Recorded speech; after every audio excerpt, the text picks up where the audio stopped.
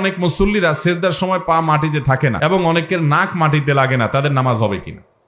ভাইরা আমার, অনেক মুসল্লি এরকম আসলেই আছে যে 20-30 বছর ধরে নামাজ পড়তেছে, অথচ নাক কপালে লাগছে, মাটিতে লাগছে না, কপাল মাটিতে লাগছে, নাক উঠে আছে অথবা পা উঠে আছে।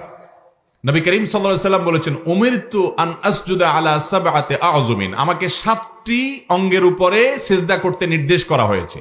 2 হাত, নাক, কপাল, 2 হাঁটু এবং 2 পায়ের পাতার আঙ্গুলগুলো, এই সবগুলোর উপর আমাকে সিজদা করতে বলা হয়েছে। এর কোনোটা যদি পুরো সিজদাতে একটুও না লাগে, আপনার নামাজ হলো না, ওয়াজিব তরক হয়ে গেল, আপনাকে সিজদা সাও দিতে হবে।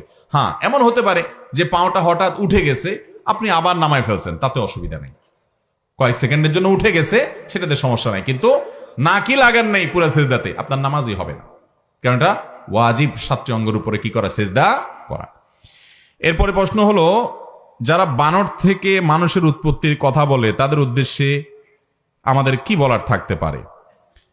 ভাইরা আমার, আপনারা বানরের সন্তান, বানরের ভাই, বানর, শিম্পাঞ্জি, এরা যে প্রাইমেট থেকে তৈরি, আমাদের বাচ্চাদেরকে স্কুলের বইয়ে শেখানো হচ্ছে মানুষও নাকি একই প্রাইমেট থেকে তৈরি, অর্থাৎ একই জাতির, অর্থাৎ তারা নাকি আমাদের জাতি ভাই।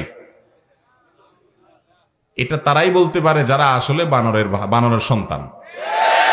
আমরা বানরের সন্তান না, আমরা মানুষের সন্তান। আপনাদের বাপ কি বানর না আদম আলাইহিস সালাম? আপনাদের বাপ হলেন আদম আলাইহিস সালামের ছেলে কাবিল আর হাবিল। কাবিল আর হাবিল তারা আপনার ভাই নাকি বানর আপনার ভাই? বানরের মতো একই প্রজাতি থেকে মানুষ নাকি তৈরি হয়েছে। আল্লাহ তাআলা এদেরকে হেদায়েত দান করুক। এরা তৈরি হয়েছে যেটা দেখে নাই তো, বিভিন্ন গবেষণা আন্দাজ করে বাইর করছে। আচ্ছা, আমি একটা প্রশ্ন তাদের কাছে রাখি যে মানুষ, এটা আর অনেকেই প্রশ্ন তুলেছে, মানুষ নাকি শত শত হাজার হাজার লক্ষ লক্ষ বছর আগে এ বানরের মতো একই প্রজাতির ছিল, এরপরে জলবায়ুর পরিবর্তনে আস্তে আস্তে আস্তে পরিবর্তন হইতে হইতে বানর থেকে মানুষ হয়ে গেছে। চেহারা না হয় পরিবর্তন হয়ে গেল, বুদ্ধি, তারপরে ব্রেন, মেধা, আল্লাহ তাআলা মানুষকে সবচেয়ে সৃষ্টির সেরা করে তৈরি করেছেন। কই বানর টানর, এদের মধ্যে তো সায়েন্স, পড়ালেখা, জ্ঞান, বুদ্ধি, বিবেক কই মানুষের ধারে কাছে নয়, তো অন্য 10টা পশুর মতো একটা পশু। মানুষকে তো আল্লাহ রাব্বুল আলামিন মর্যাদা দিয়েছেন, চেহারা না হয় আকৃতি না হয় পরিবর্তন হলো, তাহলে তার বিবেক, ব্রেইন, মেধা, বুদ্ধি, এগুলো আকল দিয়ে আল্লাহ তাআলা যে পার্থক্য করলেন, শ্রেষ্ঠত্ব দিলেন, এটা কিভাবে পরিবর্তন হয়ে গেল? আর এর চাইতে বড় প্রশ্ন হলো যে আমরা আমাদের এই ভাইদেরকে যদি জিজ্ঞেস করি যে আচ্ছা, লক্ষ লক্ষ বছর আগে, কোটি কোটি বছর আগে মানুষ বানরের মতো ছিল, এরপরে মানুষ মানুষের মতো হয়ে গেছে, তো এই কোটি কোটি বছর ধরে আর পরিবর্তন হয়ে আর কিছু হলো না কেন? কি বলেন?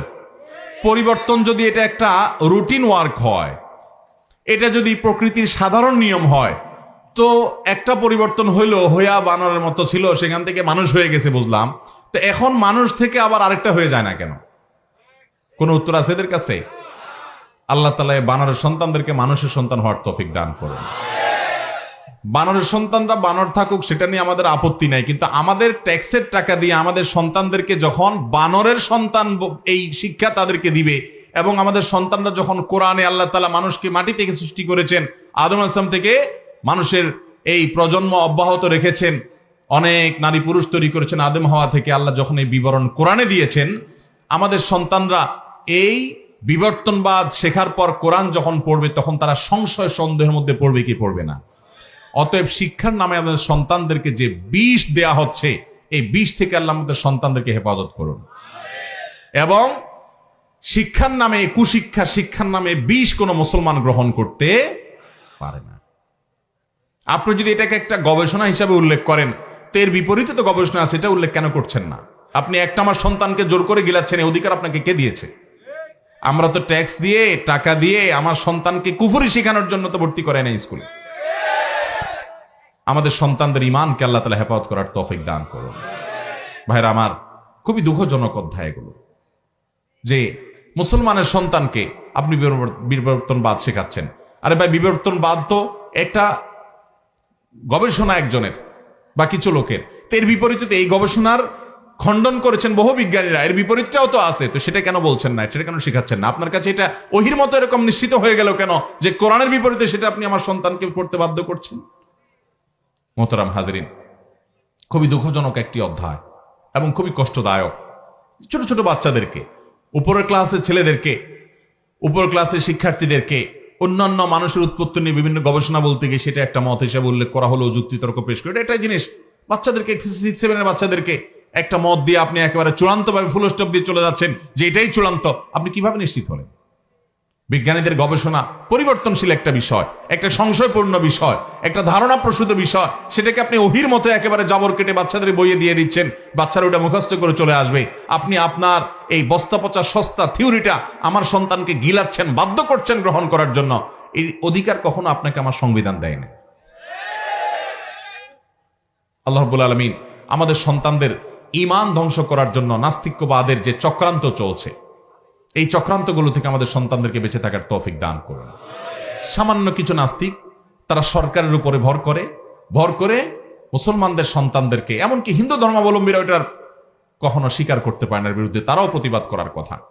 আল্লাহ রাব্বুল আলামিন ধর্মবিদ্বেষী এই সমস্ত বিষয় আশয়গুলো পরিবর্তন করে পরিমার্জিত সংস্করণ যেন আমাদের শিক্ষার্থীদের হাতে আসে, সেই তৌফিক আমাদেরকে দান করুন।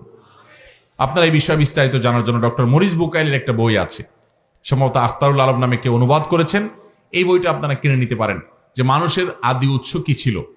ডক্টর মরিস বুকাইলের মতো মানুষ, গবেষক এবং এরকম আরো অনেক বিজ্ঞানীদের অনেক গবেষণা আছে, সে সমস্ত বই পুস্তক পড়বেন, এ সকল ভ্রান্তি সম্পর্কে জানতে পারবেন।